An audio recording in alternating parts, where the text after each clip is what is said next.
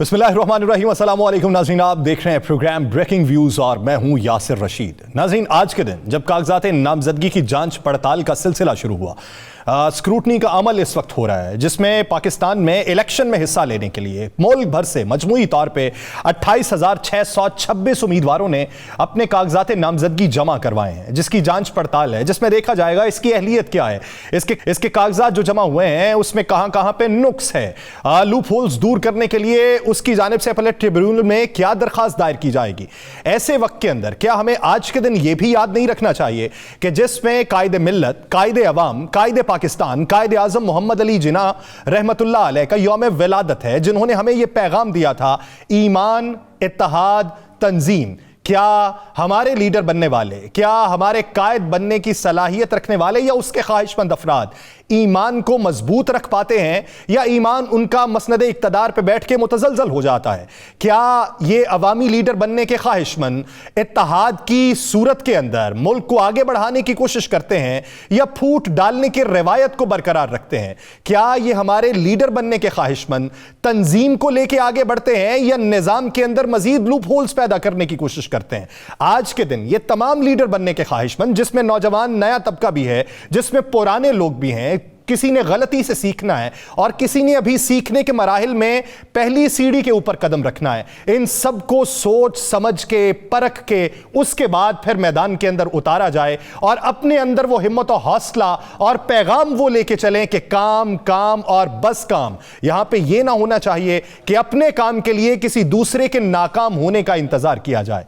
पाकिस्तान में मौजूदा तर्ज सियासत और इस वक्त पाकिस्तान के अंदर जिस तरीके से तगोदो हो रही है, कागजात नामजदगी को जमा करवाने के बाद अब जब दूसरे मरहले का आगाज हो चुका है, किसकी क्या सोच है और उसके पसे पर्दा हकायक क्या हैं, इस तमाम सियासियों, मुआशियों, अवामी मंजरनामे पर बात करने के लिए हमें ज्वाइन किया है पाकिस्तान मुस्लिम नून के सीनियर रहनुमा, साबिक वफाकी वजीर तालीम राना तनवीर हुसैन साहब ने। राना साहब, बहुत शुक्रिया आपके वक्त का। राना साहब, दूसरे मरहले का आगाज हो चुका, दूसरे मरहले के आगाज से पहले अगर देखा जाए, हमने यह भी देखा है कि एक एक हल्के से पाकिस्तान मुस्लिम लीग नून के सीनियर रहनुमाओं ने कागजात जमा करवाए हैं। उसकी बुनियादी वजह क्या देखते हैं? उस हल्के में मकबूलियत का अंदाजा लगाना है, टेस्टर के तौर पे जमा करवाए हैं, या फिर आपको पार्टी के अंदर लॉबिंग दिखाई देती है, या फिर बैरूनी तौर पे पार्टी के अंदर लॉबिंग का मंजरनामा बनाया जा रहा है और हकीकत उससे मुख्तलिफ? देखिए, सबसे पहले मैं बताऊं, जो इस वक्त तो प्रोसेस चल रहा है इलेक्शन का, और पहला फेज़ नहीं, 2-3 फेज़ गुजर गए हैं उसके। अभी तो स्क्रूटनी पे हम पहुंच गए हैं, जो जांच पड़ताल जिसको कहते हैं, कागज़ों की जांच पड़ताल कर रहे हैं। एक तो आप समझे ना कि जो बात इलेक्शन के मुतल्लिक हो रही है कि इलेक्शन क्रेडिबिलिटी या इस किस्म की बात करते हैं, तो मेरा जिस तरह लोगों की इन्वॉल्वमेंट है इसकी, एक अवाम की या उनकी अवाम की जो रिफ्लेक्शन कैंडिडेट्स के ज़रिए आ रही है, एक एक हल्के में जो नॉमिनेशन पेपर दायर हुए हैं वो एवरेज 10-15 हुए हैं, कहीं 40 हैं, कहीं 20 हैं, कहीं 30 हैं। हर हल्के में बात कर रहा हूँ, MPA का हो या MNA का हो।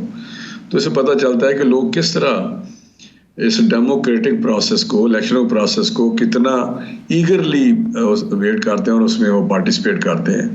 तो अगर पार्टिसिपेशन इस लेवल की हो तो वो इलेक्शन पे क्वेश्चन मार्क करना, और कल को पोलिंग में देखेंगे कि जो टर्न आउट होगा वो बड़ा इम्प्रेसिव होगा। और जो मैं देख रहा हूँ लोगों की इन्वॉल्वमेंट और जिस तरह लोग चाहते हैं हम अपना vote, right of vote exercise करें, तो ये मैं समझता हूँ कि इलेक्शन बहुत ही खुशआइंद बात है कि इलेक्शन होने जा रहे हैं पाकिस्तान में, और उनकी जो भी नुमाइंदे होंगे उनके ज़रिए हुकूमत चलाएगी, जो कि इन्हें पाकिस्तान में लिखा हुआ है कि रमूज़ सल्तनत मुंतखब नुमाइंदों के ज़रिए चलाया जाएगा।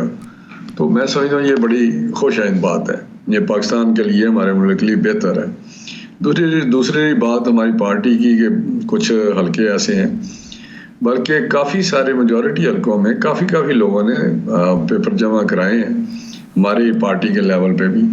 लेकिन वो जब फैसला होगा, हमारे कायद मियां नवाज शरीफ साहब फैसला करेंगे तो उनका फैसला फाइनल होगा और उसी तरह ही हो जाएगा। वो सारे उसकी तमील करेंगे, मानेंगे और काम आगे चल पड़ेगा। लिहाजा उसमें इतनी ऐसी बात नहीं है, क्योंकि बहुत सारे हल्कों में बहुत सारे लोगों ने कराए और उसकी एडजस्टमेंट होनी है क्योंकि इक्वली कुछ हल्के ऐसे हैं जो इक्वली गुड होते हैं। जिस तरह आप जिक्र कर रहे थे, अगर 3-4 हल्के और 3-4 हल्कों में 3-3 वही सेम लोग दाखिल करा रहे हैं अपने नॉमिनेशन, तो 3 हल्कों में एडजस्ट हो जाएंगे कि ये आपके लिए बेहतर है, ये दूसरे के लिए बेहतर है, ये तीसरे के लिए बेहतर है, तो वो हो जाएगा एडजस्टमेंट।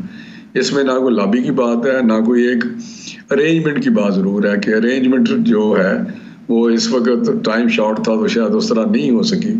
जिस तरह भी मेरा वो देखेंगे कि एक एक करके कि किस हल्के में, ये चंद बहुत सारे हल्के नहीं होंगे, थोड़े से हल्के होंगे, 2, 4, 5, 10 होंगे, जिसपे मेरा मियां नवाज शरीफ साहब फैसला कर लेंगे। अच्छा राना साहब, अगर देखा जाए एक खबर मंजर आम पे आई जिससे ये तासुर ये उभर के आता है कि पार्टी के अंदर मरियम नवाज साहिबा का जो तबका है या हल्का है वो ज़्यादा मजबूत है बनिस्बत मियां शहबाज शरीफ साहब या मियां हमजा शहबाज साहब, क्योंकि तरजीही बुनियादों पे जो लिस्टें जमा करवाई गई हैं मखसूस नशस्तों के लिए, उसमें आयशा गौस पाशा साहिबा मौजूद नहीं है, माइज़ा हमीद साहिबा नहीं है, शहजादी उमरजादी मौजूद नहीं है, आयशा रजब बलोच मौजूद नहीं है, साबिक MNA रही हैं, समीना मतलूब नहीं है, मुशाहिदुल्ला खान साहब की बेटी रिदा खान नहीं है, शकीला लुकमान कौमी असम्बली की बजाय उन्हें सूबाई असम्बली में 31वें नंबर पर रखा गया है, साबिक MNA आमिरा खान को भी कौमी असम्बली की बजाय सूबाई असम्बली की नशस्त पर रखा गया और वो भी 44वें नंबर के ऊपर। तो ये जो एक तासुर उभर के सामने आ रहा है, इसको ज़ाइल कैसे करेंगे? नहीं, देखिए, ये जो आप नाम ले रहे हैं ये हमारे साथ असम्बली में मेंबर रही हुई हैं या पार्टी लेवल पे उनकी जो कंट्रीब्यूशन है या असम्बली में कंट्रीब्यूशन है वो पार्टी देखती है और उसके मुताबिक फैसला करती है। मैं इससे बिल्कुल इत्तेफाक नहीं करता, ना ऐसी बात है। ये कुछ ऐसी चीज़ें, कुछ एलिमेंट्स होते हैं जो कोई ना कोई चीज़ इस तरह करते रहते हैं और ये आज की नहीं है, हमेशा से बातें चलती हैं कि फलां जगह पे इस तरह हो रहा है, फलां पार्टी में, और हर पार्टी में ये कोई ना कोई सिलसिला चलता है। सारे कंसेंसस से, मशवरे से, 100% मशवरे से जो लीडरशिप है वो बात करती है और फैसला मियां नवाज शरीफ साहब करते हैं। हम शहबाज साहब हो, मरियम बीबी हो, वो अपने अपनी पोजीशन या किसी के मुतल्लिक बात करते हैं कि ये इसने अच्छा काम किया है, ये अच्छे हैं, उसका मेरिट, डीमेरिट की बात करते हैं और फिर मियां नवाज शरीफ साहब फैसला करते हैं। मैं एक बात आपको बताना चाहता हूँ कि जितना मियां नवाज शरीफ साहब को पता है, मैं भी मेरा हाल है अब इस पार्लिमानी जो प्रोसेस है या इसमें चल रहा हूँ कोई 40 साल से, 85 से, तो मियां साहब भी एज ए चीफ मिनिस्टर 85 से शुरू किया हुआ है ये काम। तो मैंने देखा कि जितना मियां साहब को पाकिस्तान के एक एक बंदे का पता है, शायद उतना हमें इल्म नहीं है। वो जब हम उनकी इंटरव्यू के लेवल पे देखते हैं कि उनकी फैमिली को जानते हैं, वो हाल पूछते हैं, वो इतना ज़्यादा हमें गहराई में नहीं पता होता। तो वो फिर फैसला अपनी जो उनके पास सारी उनका नॉलेज होता है या जो पता होता है उनको, वो फिर फैसला कर देते हैं। तो मेरा ख्याल है इसमें कोई चंबे की बात नहीं है, कभी नहीं हुआ कि वो लोग हर सूरत रिपीट हो। वो फिर रिपीट कुछ परसेंटेज ऐसी होती है जो उसमें से मिस होती है, तो वही होगा। बाकी फैसले सर, आप रेपुटेशन की राना साहब बात कर रहे हैं और अपना हवाला भी दे रहे हैं कि आप 40 साल से सियासत के अंदर मौजूद हैं। तो रेपुटेशन जब इन जगहों पे पहले नुमाइंदे को मुकर्रर किया जाना और 1-2 बार रखना और फिर बाद में तब्दील कर देना, तो वो फिर किन बुनियादों पे होता है? देखो, उनका पार्टी के साथ उनकी कमिटमेंट या उनका उसमें कंट्रीब्यूशन, पार्टी लेवल पे कितना पार्टी में काम किया है और कितना असम्बलियों में, अगर पहले असम्बलियों में नॉमिनेट हुए तो किस तरह काम किया है। तो ये मखसूस रिश्तों की मैं बात कर रहा हूँ। बाकी जो हमारे इलेक्टेड जो हल्के वाले लोग हैं, वो वहाँ क्राइटेरिया ये है कि उसके हल्के में पजीराई कितनी है, वहाँ पे अवाम, उसका वोटर खुश है नहीं खुश है, वो जिसको आप इलेक्टेबल्स भी आजकल एक बड़ी टर्म चली हुई है, तो उसमें ये देखना पड़ता है पार्टी को, अगर 3 बंदे वहाँ पे ख्वाहिशमंद हैं तो उसमें से कौन सा बंदा ऐसा है जो पार्टी के साथ कमिटमेंट भी है और वो पार्टी के लिए काम भी किया और वहाँ इलेक्शन की जो वोटर हैं उस पर उनका वोटरों का एतमाद भी है। तो वो मेरा थोड़ा सा डिफरेंट उसमें आ जाता है वो अप्रोच या उसकी कोई जो तरीक़ाकार होता है। मखसूस निश्चितों पे तो अगर आप मखसूस निश्चितों पे किसी को लाते हैं और वो सिर्फ असम्बली में जाके कंट्रीब्यूट नहीं करते बल्कि पार्टी और उस फोरम पे वो इतना ज़्यादा किरदार नहीं अदा कर रहे, तो यकीनी तौर पे पार्टी रिकन्सिडर करती है जब दोबारा मौका मिलता है कि अब इन्होंने जाना है, दोबारा इनको उस प्रोसेस से गुजरना है या नॉमिनेट होना है। तो मेरा ख्याल है ये कोई इतनी ही अजीब बात नहीं है जो आप बात कर रहे हैं। सही, अच्छा चले राणा साहब, आपने जो हमारे हल्के हैं जी जी उसमें भी अगर कोई बंदा 1 दफा 2 दफा 3 दफा रहा भी है MNA या MPA, तो अगर अपने अवाम में अपने वोटर में उसका वो पजीराई नहीं है, वो इत्मीनान नहीं है, तो यकीनी तौर पे पार्टी उसको रिकन्सिडर करती है कि इस दफ़ा इनको हम उधर नॉमिनेट करें या ना करें। तो इलेक्शन तो जीतना है ना जी, वहाँ पे अगर हमारे पास अवेलेबल हैं कैंडिडेट और जीतने की पोजीशन में है, तो मेरा हाल पार्टी यकीनी तौर पे उनको प्रेफर करती है। अच्छा राणा साहब, आपने इलेक्टेबल्स की बात की, आप समझते हैं कि 2018 के जो इलेक्टेबल्स हैं या 2013 के जो इलेक्टेबल्स हैं वो 2023 में भी इलेक्टेबल्स हैं? क्योंकि बहुत सी जगहों पे हल्का बंदियां जब तब्दील हुई, जिस तरीके से आपके ख्वाजा साद रफ़ीक साहब वो ये कहते रहे कि मेरा एक हल्का था, उसकी आबादी को 4 हल्कों में तकसीम कर दिया गया, तो 2018 के इलेक्टेबल्स 2023 में भी इलेक्टेबल्स हैं? नहीं, देखिए शहर की जो थोड़ी डिफरेंट पोजीशन है, जो शहरी हमारे जैसा लाहौर है या पिंडी है या फैसलाबाद है या मुल्तान है, उसमें जो वोटर है वो कंपैरेटिवली पार्टी के साथ होता है, कोई किसी इंडिविजुअल के साथ नहीं होता। ऑफ कोर्स इंडिविजुअल की जो वहाँ पे जिस हल्के से वो इलेक्ट होते हैं तो वहाँ पे वो काम शाम करें तो उनकी वोटरों का एतमाद या खुश होते हैं, उस पर खुशी से उसके साथ चलते हैं।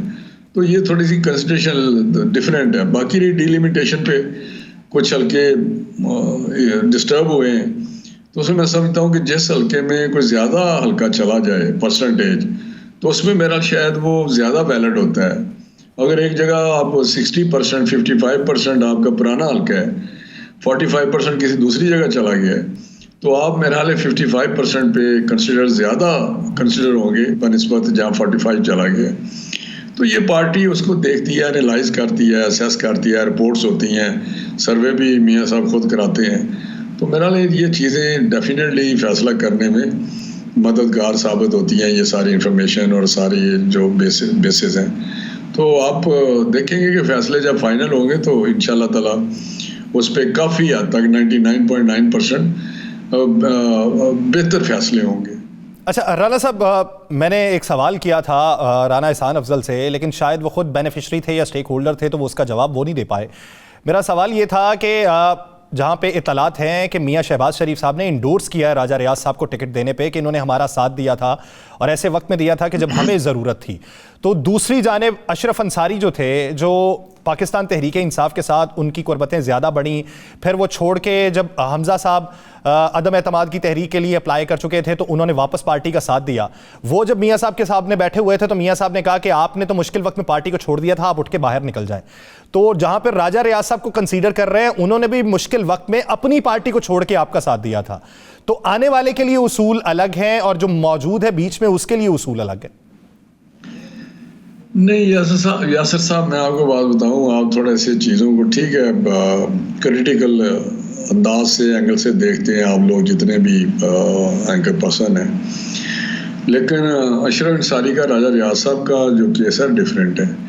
अशरफ अंसारी साहब ने जो टीवी टॉक की या कुछ उस किस्म की प्रोग्राम किए, जब वो पार्टी में आके छोड़ गया हमें, वो उर्फ़े आम में लोटा हो गया, या वो तो PTI में वो प्लेटफॉर्म था PMLN का, टिकट पे इलेक्ट हुए थे 5-6 आदमी इलेक्ट हमें छोड़ गया जो हमारे टिकट पे इलेक्ट हुए थे।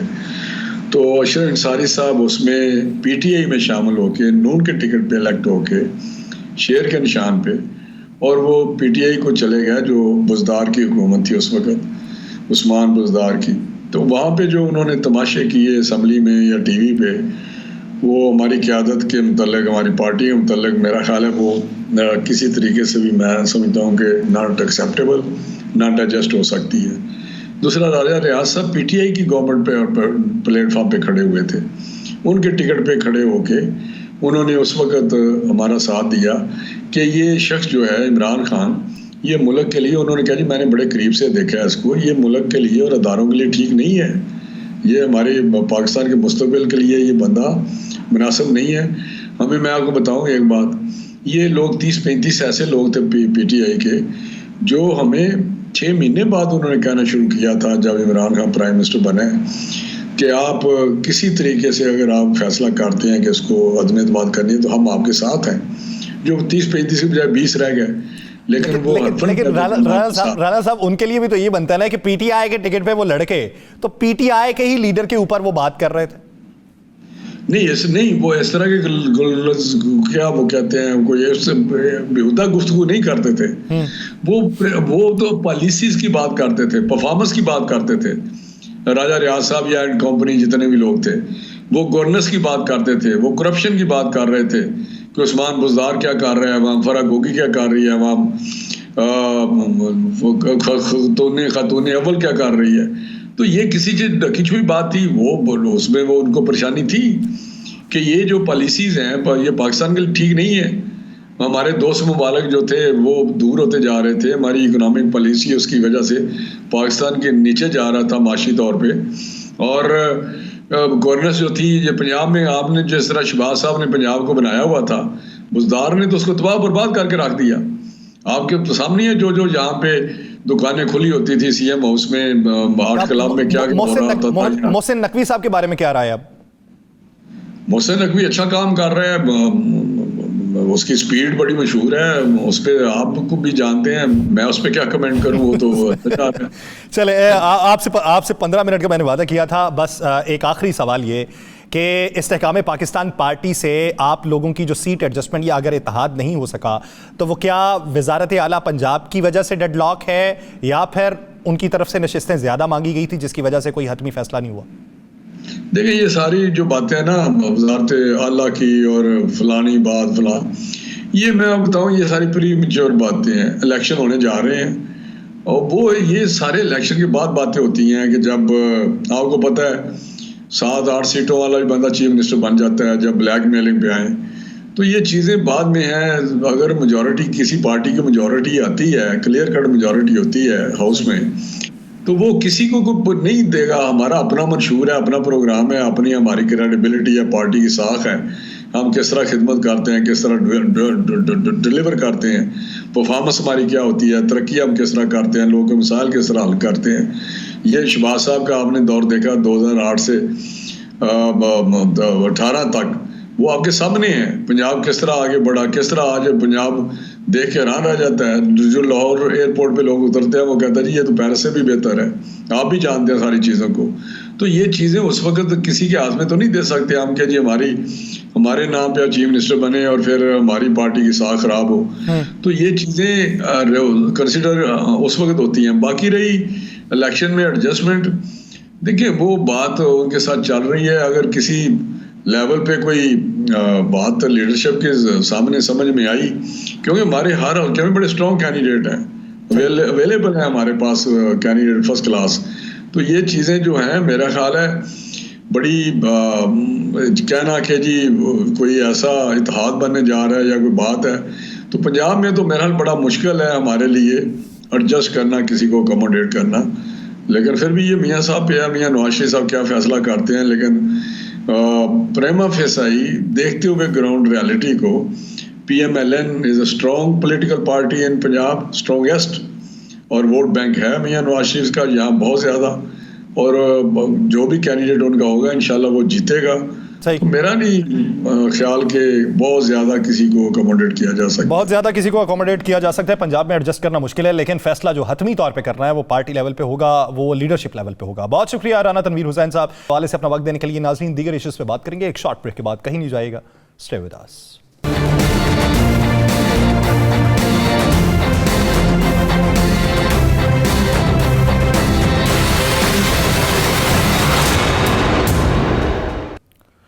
ब्रेक के बाद खुश आमदीद नाज़रीन। इस वक्त जहाँ पे तमाम लोग इलेक्शन का इंतज़ार कर रहे हैं, वहाँ पे बहुत से लोगों को तहफ़्फ़ुज़ात भी हैं, तहफ़्फ़ुज़ात दूर करने की यकीन दहानियाँ भी करवाई गई हैं। सिक्योरिटी को लेके क्या कोई मसाइल हैं या फिर कुली तौर पे पुरअमन मामला होगा, हमें मंजरनामा देखने को मिलेगा?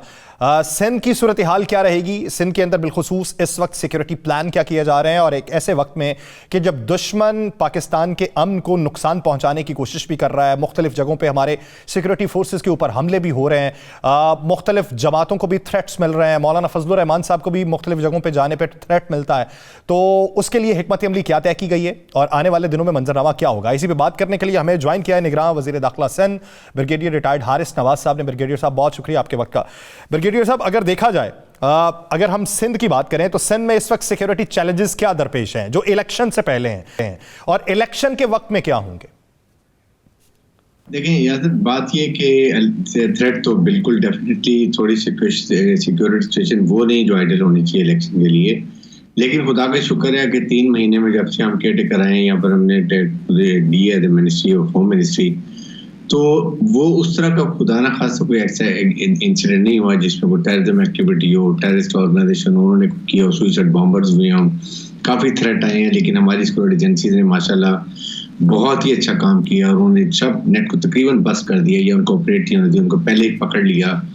और इसमें हमारी काउंटर टेररिज्म है, फिर हमारी डिफरेंट सिक्योरिटी एजेंसीज हैं, they are doing excellent job, और हमें वार्निंग मिली और सबको इन्फॉर्म, टारगेट किलिंग के भी शवायद थे वो नहीं रोके। लेकिन इलेक्शन में वी कांट बी श्योर, क्योंकि उस वक्त देखें हमारी आपके सामने टेररिज्म बहुत ज़्यादा बढ़ चुका है और आपके पीके में और बलूचिस्तान में बहुत ज़्यादा वारदातें हुई हैं जिसमें हमारे प्रीशियस लाइफ पुलिस की और हमारे फौजी जवान देखें कितने 23 के लोग डीए खान में शहीद हुए हैं उसके बाद, लेकिन साथ ही साथ उनके भी हमने 27 टेररिस्ट को मारा है, जो कि एक बहुत बड़ा कारनामा है। इसमें ज़ाहिर है कि तहिया के मुसल्लह फौज ने कि जी हमने कोई को भी अपने पाकिस्तानियों की जान और माल की हिफाजत करनी है और इस पर कोई कॉम्प्रोमाइज, और जो हमारे शहीद होते हैं हमारा आज और बढ़ता है कि हमने और बहादुरी से, दलेरी से, जमर्दी से मुकाबला करना है, इनको मुल्क के टेररिज्म को ख़त्म करना है। लेकिन इसको रूल आउट नहीं कर सकते, खासतौर पे केपीके में बलूचिस्तान बहुत ज़्यादा खराब खराब है। Sindh is comparatively much better और पंजाब आई फील के वो भी काफ़ी बेहतर है, लेकिन हमने पूरा फुल प्रूफ अरेंजमेंट किया हुआ है। कौन से पुलिस स्टेशन सेंसिटिव हैं, कौन से नॉर्मल हैं, कहाँ पर ज़्यादा हालात ख़राब हो जाते हैं, हमने रेंजर्स को कैसे यूज़ करने हैं, पुलिस को कैसे यूज़ करने हैं, और अगर मिलिट्री हमें मिलती है, फौजी जवान मिलते हैं तो हमने उनको कैसे क्विक रिएक्शन फोर्स के तौर पे इस्तेमाल करना है, क्योंकि हमारी फ़ौज की बहुत ज़्यादा commitment anti terrorism operation, terrorist operation से भी है।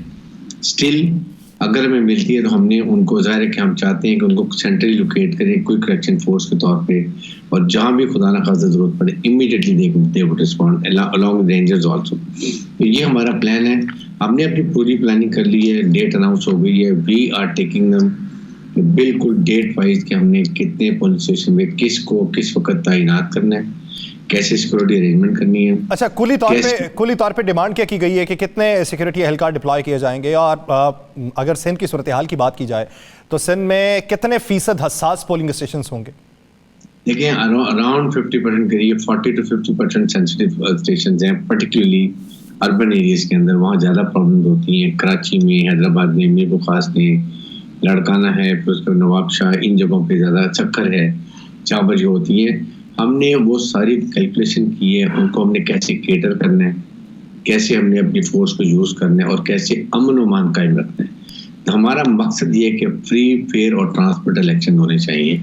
हर हालत में हमने ये इंश्योर करना है, इसमें हम कोई कोताही नहीं करनी चाहती। हमने अपनी कॉन्फ्रेंस डीजी रेंजर्स ने, आईजी पुलिस ने, फिर हमारे बाकी सिक्योरिटी एजेंसियों ने, हमने सब ने बैठ के काफ़ी कोऑर्डिनेशन कर ली है और अभी हमने और भी करना है, बिकॉज सही तैयारी जो कहते हैं सही होनी चाहिए, वो 1 जनवरी से मेरे ख्याल में हो जाएगी, 1 महीना लगेगा, जिसमें तमाम रिकॉनेसेंस उस एरिया में, इंट्रिकेसीज वहाँ पर क्या प्रॉब्लम है, कौन से शहरों के अंदर है, वहाँ कोई प्रॉब्लम होती है, कैसे करनी है।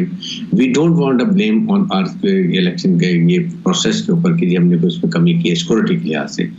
तो आई एम वेरी होपफुल, इंशाल्लाह उम्मीद करनी चाहिए कि इलेक्शन बेहतर होंगे, हालात ठीक होंगे, ट्रांसपेरेंट, फ्री और फेयर इलेक्शन होंगे। जब आप आज़ाद, शफाफ और मुनसिफाना इलेक्शन की बात करते हैं तो पंजाब की अगर सूरत हाल देखें तो पंजाब के जो इलेक्शन कमिश्नर हैं उन्होंने ये बात की कि आरओज़ ने ताउन नहीं किया और उन्हें महफूज रास्ता नहीं दिया जो कागजात नामजदगी जमा करवाने आना चाहते थे, और फिर पंजाब भर से बहुत सी इतलात ऐसी आई कि किसी को हर्डल्स का सामना करना पड़ा, किसी से कागजात छीने गए। तो सिंध में सूरत हाल कैसी रही है बनिस्बत पंजाब? सिंध में बिल्कुल पुरअमन रही है, कोई छीना झपटी नहीं हुई है। जिसने कागजात जमा कराने थे उन्होंने पेपर जमा कराए हैं। कोई हमने किसी को हर्डल नहीं होने दी, किसी पार्टी से वो लोग हों, चाहे वो इंडिपेंडेंट हो या किसी पोलिटिकल पार्टी से हो। उसके बाद अब कल से स्क्रूटनी का मरहला शुरू हो जाएगा, जिसमें अब देखना ये कि पेपर ठीक वो आपका ज़ाहिर है कि जो आरओ हैं और डीआर उन्होंने काम करने हैं डिस्ट्रिक्ट और तहसील लेवल के ऊपर, दे हैव टू सी। और उसके बाद उनके इतराज़ होंगे उस पर वकील का करते हैं, वहाँ जाएंगे। आई थिंक 13-14 फरवरी जनवरी तक तमाम चीज़ें क्लियर हो जाएंगी और फिर उसके बाद निशान अलॉट होंगे तो काम शुरू हो जाएगा। लेकिन सो फॉर हमारे सूबे में अल्लाह का शुक्र है कि ऐसी कोई प्रॉब्लम नहीं है। अच्छा ब्रिगेडियर साहब, एमकेएम पाकिस्तान पीपल्स पार्टी को कहती है कि हमें लेवल प्लेइंग फील्ड दें। एमकेएम से सवाल पूछा जाए कि आप level playing field Peoples Party से क्यों मांग रहे हैं, इलेक्शन कमीशन से क्यों नहीं मांगते या निगरान हुकूमत को क्यों नहीं पैगाम देते, तो उनका जवाबन ये कहना है कि पिछले इलेक्शंस में, वो चाहे ज़िमनी इलेक्शन हो या चाहे जनरल इलेक्शन हो या बल्दियाती इलेक्शन हो, मुख्तलिफ पोलिंग स्टेशंस थे, पोलिंग बूथ के अंदर से डिब्बे उठा लिए जाते थे, बंदे उठा लिए जाते थे, खुद ठिप्पे लगाए जाते थे और फिर उसके रिजल्ट अनाउंस कर दिए जाते थे। तो वो अब की बार भी उन्हें ये खदशा है कि सिंध के अंदर यही सूरत हाल होगी और पाकिस्तान पीपल्स पार्टी का असर और रसूख अभी भी इदारों के अंदर मौजूद है, आरओज़ डीआरओज़ के ऊपर। तो आप बतौर निगरान वज़ीर दाखिला सिक्योरिटी को देखते हुए, इस पूरे निज़ाम को देखते हुए और आने वाली हिकमत अमली को देखते हुए एमकेएम को क्या जवाब देंगे? देखिए, एमकेएम में बड़ी सिंपल सी बात है, अगर कोई उनके तहफ़्फ़ुज़ आते हैं तो please come to us. I am always available, I am available to every political party. कोई तहफ़्फ़ुज़ात हैं, even I go to extend कि I will have one conference for political, उनके जो भी लीडर्स हैं, उनके जो भी अवेलेबल हैं, चाहे वो जनरल सेक्रेटरी हैं, जो उनको विल कॉल दें। हम अपना पूरा उनको प्लान बताएंगे जी कैसे हम इंश्योर करना चाहते हैं। अगर उनके ख़दशात हैं, तहफ़्फ़ुज़ात हैं तो वो बताएं। अभी तक ना हमने किसी को विक्टिमाइजेशन किया, पेपर सबके जमा हुए हैं। स्क्रूटनी जो है वो इलेक्शन कमीशन ने करनी है, उनके नॉमिनेटेड लोगों ने करनी है। हमने करने के कोई ज्यादती ना हो किसी के साथ, या फेयर फ्री ट्रांसपेरेंट इलेक्शंस हो, इसमें ना बैलेट पेपर उठता हो, ये हम नहीं होने देंगे। रेस्ट अश्योर सिंध में ऐसी सिचुएशन को बर्दाश्त नहीं किया जाएगा। ना हमने किसी पुलिस को नज़दीक आने देना, जो पॉलिटिकल लीडर लेके फिरते हैं, गार्ड्स को भी वो नहीं ला सकते हैं। वी विल गोइंग टू ले द लिमिट से उससे आगे कोई नहीं आएगा, आम पर्सन वहाँ पर आगे आएगा। पर्पज़ ये है कि इस दफ़ा let's have a free elections और हम पूरी कोशिश करेंगे। अब सेकंड ये कि फिर पार्टीज को भी खुद सोचना चाहिए कि एक्सेप्ट करें, अगर आपकी पार्टी जीत रही है तो वो भी खुले दिल से एक्सेप्ट करें, जो हार रही है वो भी एक्सेप्ट करें। हमारे में ट्रेडिशन नहीं है, ये रवायत नहीं है। आई थिंक इसको लेके चलना है, पूरी ईमानदारी से काम करें, अपनी तैयारी करें और इलेक्शन का अपना मैनिफेस्टो अच्छा बनाएं, अपना नुक्ता नज़र आवाम को बताएं, अच्छे अहल लोगों को आप इलेक्शन के लिए नॉमिनेट करें ताकि अच्छे लोग आएँ और वो कानून साजी करें और फिर असेंबली, प्रोविंशियल असेंबली में वो अपने अवाम के लिए काम करें, जो कि बहुत कम होता है। अच्छा ब्रिगेडियर साहब, एक हैरत ज़दा बात है कि आपके सूबे से कोई बात रिपोर्ट नहीं हो रही। पंजाब की सूरत हाल देखें तो पंजाब से सैकड़ों दरखास्तें मौसूल हुई हैं, तो क्या ये सूबे में मिजाज का फ़र्क है या हालात का फ़र्क है? हालात का भी फ़र्क है और सेकंड हमने भी वेरी फेयर, हमने किसी को नहीं किया। और फिर जाहिर है कि पंजाब की अपनी एंट्री केसेस हैं, वहाँ के केयरटेकर गवर्नमेंट है, they must be knowing what are the reasons और they've been finding a solution also, उसको कर रहे होंगे। लेकिन अभी तक आई थिंक हमारे सूबे में ऐसी प्रॉब्लम नहीं है और मैं उम्मीद करता हूँ और सोच समझ के कह रहा हूँ कि हम पूरी कोशिश करेंगे कि इलेक्शन फेयर हो, फ्री हो, ट्रांसपेरेंट हो और किसी पार्टी को कोई इतराज़ ना हो। बट जनरली हमारा ट्रेंड ये है कि जो पार्टी हारती है वो जरूर ब्लेम करना शुरू कर देती है। तो इसको हमने देखना है कि ये भी हमें ट्रेडिशन ख़त्म करने की ज़रूरत है और ये अपना क्लियर करें, अवाम को बताएं कि आप क्या करें। और अवाम की बहुत बड़ी जिम्मेदारी है, बाद में कोई फ़ायदा नहीं है। आज अपने कैंडिडेट अच्छे सेलेक्ट करें, अच्छी कॉन्स्टिट्यूंसी में लोगों लेके बाकिरदार लोगों को वोट दें, उनको सिलेक्ट करें, उनको नॉमिनेट करें ताकि वो आपकी तरक्की के लिए काम करें। दैट इज़ मोर इम्पॉर्टेंट मेरे ख्याल में, इसको हमें लेके आगे चलना चाहिए। अच्छा, आप कुछ देर के लिए बतौर निगरान वज़ीर दाखिला उस मनसब से अलहदा करके एक बतौर पाकिस्तानी आपकी राय चाहता हूँ। आप क्या समझते हैं कि जब इंतखाब किया जाता है, इंतखाब में हम किन चीज़ों को देखते हैं? यानी आज यौम विलादत कायद आज़म है, तो ईमान इत्तेहाद तंजीम कागजात नामजदगी जमा होते हैं, मुख्तलिफ शराइत रखी जाती हैं कि आप कंपेन पे इससे ज़्यादा खर्च नहीं करेंगे, आप कार रैली नहीं निकालेंगे, आप मुखालिफ की अगर आपने मुखालिफत भी करनी है तो उसके लिए उसकी ज़ाती ज़िंदगी के ऊपर तबसरा नहीं करेंगे। लेकिन पाकिस्तान में दहाइयों से जितनी भी कंपेन्स होती रही हैं वो इन तमाम चीज़ों के ऊपर होती रही हैं। तो ये बदलाव हमारी शख्सियात के अंदर क्यों नहीं आ रहा, और ये बीज हमारे जहनों में नफरत का या इंतशार का कौन बोता है? देखिए, ये एक तो बहुत बड़ी जिम्मेदारी इलेक्शन कमीशन की है कि दे हैव टू सी कि पार्टीज जो एक्सपेंडिचर स्पेसिफाइड है वो उतना होना चाहिए। प्रॉब्लम ये है कि अगर एक कैंडिडेट 5 करोड़ लगा के प्रोविंशियल असेंबली का मेंबर बनता है, देन उसकी कॉन्सेंट ये कोशिश होती है कि मैं ये पैसा रिकवर करूँ, अगले इलेक्शन की तैयारी के लिए पैसा अरेंज कर लूँ। यहाँ से सारी गड़बड़ स्टार्ट होती है। सो इलेक्शन कमीशन का काम है कि वो इंश्योर करें कि बिल्कुल एक्सपेंडिचर ना हो और उसको फिजिकली चेक करें। आपके पास कोई मैन पावर होनी चाहिए जो इसको मॉनिटर करे ओवरऑल कि वो किस तरह पैसा ज़ाया कर रहे हैं, किस तरह लगा रहे हैं और वो क्यों लगा रहे हैं। अदरवाइज तो कानून सर जो प्रोविंशियल असेंबली के कानून सर असेंबली में तो सिर्फ कानून सर्जी होती है, उनको और कोई काम नहीं है। मेन काम लोकल बॉडीज का होता है। स्ट्रॉन्ग लोकल बॉडीज हों जो अपना काम करें अपने अपने कॉन्स्टिट्यूंसी के अंदर, अपने जिला कौंसिल के अंदर, तहसील के अंदर, फिर यूनियन के अंदर वो काम करें। यहाँ पर कानून साजी है, सिर्फ और सिर्फ कानून साजी, और मिनिस्टर बन के अवाम की फलाह बहबूद के लिए, अवाम अपने मैनिफेस्टो को पूरा करने के लिए, अपने अपने कॉन्स्टिट्यूंसी में काम करने के लिए जो आपको मिलते हैं वो काम करें। ये नहीं होता। दैट्स व्हाई ऐसे कि ये चीज़ों का ख्याल करने की ज़रूरत है और फिर पार्टी लीडर्स को भी अच्छे लोगों को लेकर आएँ। आपको पता है कि आपके कितने अच्छे लोग हैं, कौन से लोग हैं जो काम नहीं करते, कौन ठीक करते हैं। ये आई वुड से कि ये आप मीडिया का भी काम है कि अलग ये आप मीडिया के ऊपर कैंपेन चलाएं। सही, लोगों को आगाही दें, लोगों को आगाही तो देनी चाहिए और लोगों को आगाही देना हमारा काम है, हमारी जिम्मेदारी है, और उसके ऊपर अमल दरामद करना और बेहतरी का रास्ता तलाश करना वो अवाम की जिम्मेदारी है। बहुत शुक्रिया ब्रिगेडियर रिटायर्ड हारिस नवाज साहब इसे अपना वक्त देने के लिए। नाज़रीन, दीगर इश्यूज़ पे बात करेंगे एक शॉर्ट ब्रेक के बाद, कहीं नहीं जाएगा, stay with us.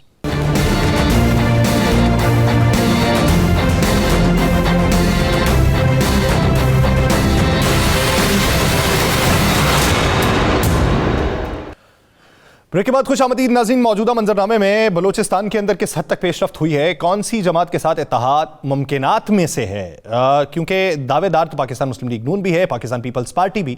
Pakistan peoples party के रहनुमा अब्दुल कादिर बलोच साहब ने हमें ज्वाइन किया। बलोच साहब, बहुत शुक्रिया आपके वक्त का। बलोच साहब, एक तरफ देखा जाए PMLN ये कहती रही कि BAP के कुछ लोग या दीगर जो लोग हैं वो पाकिस्तान मुस्लिम लीग नून से इत्तेहाद करना चाहते हैं। आसिफ अली जरदारी साहब इस बात के ऊपर मुसर हैं कि वो लोग आप लोगों की हिमायत के साथ हैं। तो ये जो तफरीक पैदा हुई है या इबहाम हुआ है, ये किन वजूहात की बुनियाद पे हुआ है? इबहाम कौन सी है, मेरे समझ नहीं आ रही है, किस बात की इबहाम है? पाकिस्तान मुस्लिम लीग नून के साथ बलोच जो रहनुमा है ज्यादातर वो जा रहे हैं, या बलोचिस्तान से पाकिस्तान पीपल्स पार्टी के साथ इश्तराक की बातें हो रही हैं? नहीं, मेरे ख्याल में बलोचों की बहुत बड़ी तादाद पाकिस्तान पीपल्स पार्टी में शामिल हो चुकी है। इस वक्त उनके कैंडिडेट्स हैं मुकाबलतन PMLN के पास जो इलेक्टेबल है उनकी तादाद पीपल्स पार्टी के आधे के बराबर भी नहीं है, उससे थोड़े कम है। और अभी इसका फैसला 8 फरवरी को होगा कि जो कुछ मैं कह रहा हूँ उस पर कहाँ तक वजन है। तो ऐसी कोई बात नहीं है, और उसकी वजह यह है कि PMLN की लेट एंट्री हो चुकी है बलूचिस्तान में। उनकी एंट्री बहुत लेट हुई और काफी देर तक उनके पास बलूच एरिया से कोई खास कदावर शख्सियत था ही नहीं उस पार्टी। और अभी जो मियाँ साहब आए और शहबाज साहब आए, कुछ लोगों की शमूलियत हुई, लेकिन उनकी तादाद पीपल्स पार्टी वालों के मुकाबले में कभी कम है। पीपल्स पार्टी में इवन पिछले 2-4 दिनों में के लोग अभी भी इलेक्टेड शामिल हो रहे हैं। मतलब एक साबित वजीर का इस्तेमाल करीब 2 दिन पहले वो शामिल हुआ है। इसके अलावा से काफी लोग शामिल हुए हैं। यानी पाकिस्तान पीपल्स पार्टी में ज्यादा लोग शामिल हो रहे हैं। पाकिस्तान मुस्लिम लीग नून ने वहां पे लेट इन किया, इस वजह से उनके हाथ बलूचिस्तान के अंदर कुछ भी नहीं आएगा। बहुत शुक्रिया अब्दुल कादिर बलोच वाले से अपना वक्त देने के लिए। नाज़रीन, पाकिस्तान के मौजूदा सियासी मंजरनामे में इत्तेहाद जो है वो किस हद तक ज़रूरी है और इत्तेहाद का ना होना किन वजूहात की बुनियाद के ऊपर हो रहा है, इस्तेहकाम पाकिस्तान पार्टी की मुलाकात पाकिस्तान मुस्लिम लीग नून से हुई, बातचीत हुई, वफ्द दोबारा गया, फिर बातचीत हुई और फिर कुछ शराइत रखी गई और उसके ऊपर पाकिस्तान मुस्लिम लीग नून की तरफ से जवाब कोई नहीं दिया गया। तो क्यों नहीं दिया गया, शराइत क्या थी और आने वाले दिनों में इस्तेहकाम पाकिस्तान पार्टी जो है उसके अज़ाइम क्या हैं, इसी बारे में बात करने के लिए इस्तेहकाम पाकिस्तान पार्टी के रहनुमा फ़याज़ुल हसन चौहान साहब ने हमें ज्वाइन किया है। चौहान साहब, बहुत शुक्रिया आपके वक्त का। चौहान साहब, अगर मैं गलत नहीं हूं तो इस्तेहकाम पाकिस्तान पार्टी ने कौमी असम्बली की क्या 18 नशिस्तों के ऊपर कागजात जमा करवाए हैं या उससे ज़ायद तादाद? बिस्मिल्लाहिर्रहमानिर्रहीम। ठीक है, हमने तकरीबन 18 के करीब जो है वो कौमी असम्बली की सीटों पे हमने, जो मेरी रिपोर्ट भी यही है, क्योंकि मैं तो बिजी हूँ अपने हल्के में और हल्के में मैं इतना बिजी हूँ, मैं दाएं बाएं आजकल ज़्यादा तवज्जो नहीं कर रहा, ना ही मैं वो मरकजी CEC के व्हाट्सएप ग्रुप में भी ज़्यादा जाता हूँ, तो अपने हल्के में इतनी मसरूफियत है। तो बाकी ये ठीक है, इतनी तकरीबन राउंड अबाउट जो है ना सीटों पे जाओ कागजात जमा होंगे। तो पाकिस्तान मुस्लिम लीग नून से कितने सीटों पे सीट एडजस्टमेंट की आपने बात की थी? सीट एडजस्टमेंट हो जाएगी। देखें, हमने तकरीबन 20 के करीब जो है वो कौमी की और तकरीबन 45 के करीब सूबाई पंजाब के अंदर जनाब वो सीट एडजस्टमेंट की बात चल रही है और इसी पे तकरीबन जो है ना 19-20 के फर्क के साथ इंशाल्लाह जो है ना चीजें सॉर्ट आउट हो जाएंगी। सर, 19-20 आपने 20 पहले उनके सामने रखी और 18 पे तकरीबन अगर कागज जमा है तो 19-20 तो आपने फिर यहीं पे तय कर लिया हुआ है पहले से ही। मैंने कहा 19-20 के फर्क के साथ चीजें तय हो जाएंगी। जब भी कभी आप आपस में किसी जगह पे भी, चाहे वो बिजनेस डील हो, चाहे वो सोशल डील हो, चाहे पॉलिटिकल डील हो, वो 100% दो तरफा ख्वाहिशात के ऊपर तो नहीं होती, वो किसी को आगे जाना पड़ता है, किसी को पीछे हटना पड़ता है, इसके मुताबिक चीजें होती हैं सारी। अच्छा, पाकिस्तान मुस्लिम लीग नून का वफ्द जब आपसे मिलकर गया तो उनके बेशतर रहनुमाओं ने कुछ बयानात भी दिए, वो IPP को PTI के सेकंड पार्टी शुमार करते हैं, तो क्या हल्के के अंदर भी आपको PTI की सेकंड पार्टी शुमार किया जा रहा है या अलग हैसियत से शुमार किया जा रहा है? सर, मैं तो हैरान हूँ, आपने ये जो सवाल पूछा है उनकी तरफ से पता नहीं कोई बात आई कि नहीं आई। नहीं आई तो मैं अब अपनी तरफ से मुबालगा राई से काम नहीं लूंगा। आई भी हो तो यासिर भाई मैं तो कोई ऐसी जिसका कोई जवाब नहीं दूंगा। हाँ। लेकिन मैं हैरान हूँ, कभी आप जनाब मीडिया के अंदर दोस्त कहते हैं कि नून लीग की बी टीम है, कभी आप कहते हैं कि PTI की बी टीम है, लेकिन बहरहाल टॉक ऑफ टाउन है IPP। इस्तेहकाम पाकिस्तान पार्टी जो ना हर किसी की जुबान पे है, ये कम से कम मैं फखरिया तौर पे कह सकता हूँ तर्जुमान इस्तेहकाम पाकिस्तान पार्टी की हैसियत से कि साडा तस्करा है, लोग साढ़े मतलब सोच रहे हैं, गला कर रहे हैं। अच्छा, क्या वजह है कि सिर्फ पंजाब पे ही नजरें मरकूज रखी या पंजाब में ही ताकत रखी, किसी दूसरे सूबे में किसी और के साथ इत्तेहाद कर लेते, मिसाल के तौर पे PTI पार्लियामेंटेरियन, या अगर अब नहीं किया तो इलेक्शन के बाद क्या मुमकिनात में से है? देखिए, अभी बहुत सी चीज़ें चेंज होनी है। इलेक्शन के बाद आज़ाद लोग आएंगे कौमी असम्बली में भी, सूबाई असम्बली में भी, वो फिर अपनी मर्जी से पार्टी ज्वाइन करेंगे, पार्टी डिसाइड करेंगे। जब वो पार्टी डिसाइड होगी उसमें नून लीग की किस्मत में ज़्यादा जाते हैं, IPP की किस्मत में ज़्यादा जाते हैं और पीपल्स पार्टी के खाते में ज़्यादा जाते हैं। ये चीज़ें उस वक्त तय होंगी और उस वक्त भी ज़्यादा अच्छा खासा नंबर जो है वो इंशाल्लाह सिंध से लेके बलूचिस्तान से लेके KPK के सिलसिले लेके और फिर पंजाब तक अच्छा खासा नंबर जो है वो IPP के हिस्से में भी इंशाल्लाह आएगा। और बाकी सिंध से महमूद मौलवी साहब माशाल्लाह बड़ी मेहनत कर रहे हैं, दिन ब दिन जनाब वहाँ पे लोग शामिल कर रहे हैं IPP में, और वहाँ से भी इंशाल्लाह इलेक्शन लड़ेंगे।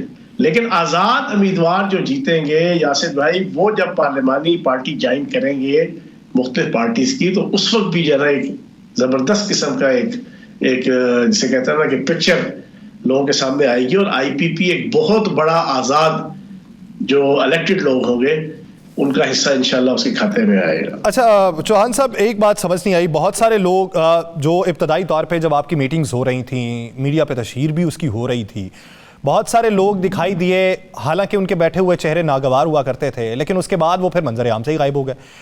वो IPP में बाकायदा तौर पे शामिल क्यों ना हो सके और या फिर IPP की तरफ से कागजात जमा क्यों ना करवा सके, जिस तरीके से अली जैदी साहब, जिस तरीके से इमरान इस्माइल साहब या दीगर कुछ शख्सियात हैं।